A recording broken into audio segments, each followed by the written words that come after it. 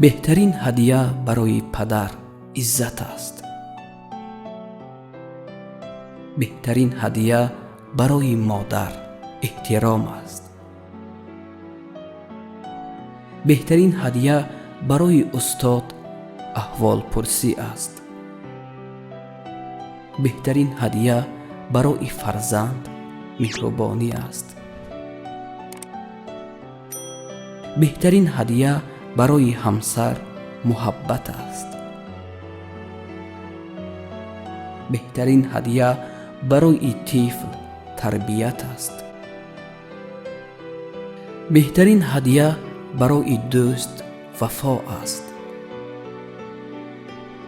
بهترین هدیه برای جامعه خدمت است.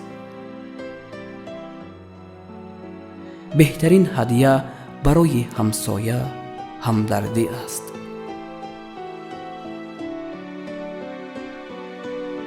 بهترین هدیه برای مرده دعا است. بهترین هدیه برای آخرت نکویی است. عزیزان، هموطنان گرامی قدر، بیایید همیشه با بهترین ها انس بگیریم.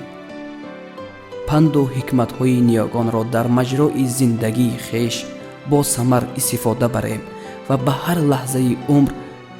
لحظه عمر به ما عطا کرده خداوند شکرگزار باشیم.